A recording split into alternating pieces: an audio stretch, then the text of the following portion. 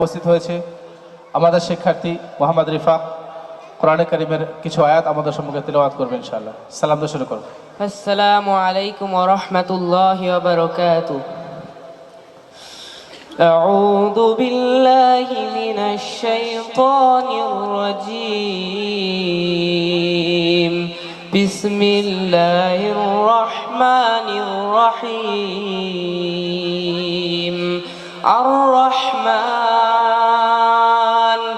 আল্লামাল কুরআন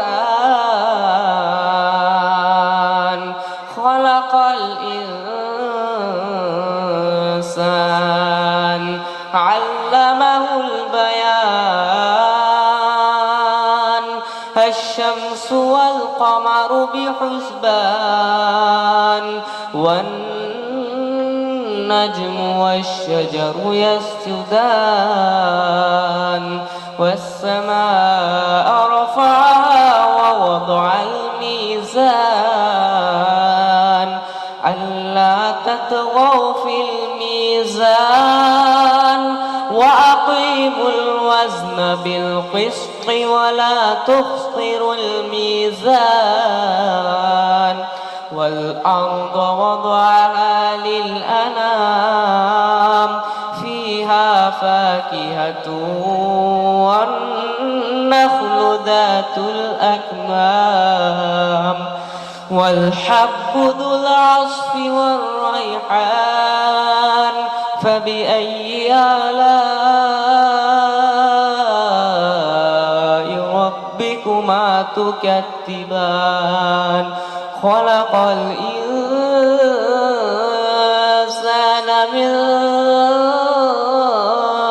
صلصال كالفخار وخلق الجان من مارج من نار فبأي آلاء ربكما تكذبان رب المشرقين ورب المغربين فبأي آلاء ربكما تكذبان مرج البحرين يلتقيان بينهما برزخ لا يبغيان فبأي آلاء ربكما تكذبان يخرج منهما اللؤلؤ والمرجان فبأي آلاء ربكما تكذبان وله الجوار المنشآت في البحر كالأعلام فبأي آلاء ربكما تكذبان السلام عليكم ورحمة الله وبركاته ওয়ালাইকুম আসসালাম ওয়া রাহমাতুল্লাহি ওয়া বারাকাতুহু। মাশাআল্লাহ, জাযাকাল্লাহু খাইর ওয়া সালাম জাযা।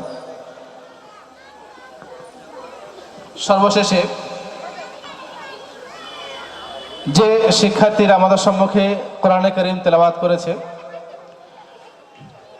এই শিক্ষার্থীরা আপনারা দেখে বুঝতে পারছেন যে আল্লাহ তাআলা এর কাছ থেকে একটা অনেক বড় নিয়ামত থেকে একে বঞ্চিত করেছেন।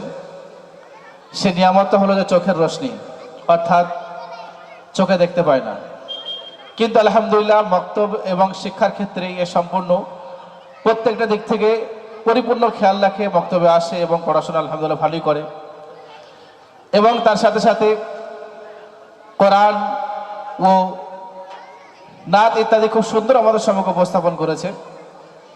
এই যে চোখ থেকে বঞ্চিত হওয়ার পরেও এই মেহনতগুলো করা, নিঃসন্দেহে পিতামাতার অনেক বড় দখল এখানে আছে, অনেক বড় কোরবানি মেহেরবানি এখানে অবশ্যই রয়েছে এবং এর ব্যক্তিগত মেহনত অবশ্যই রয়েছে, তবেই এই পড়াশোনাগুলো যথাযথ করতে পারছে।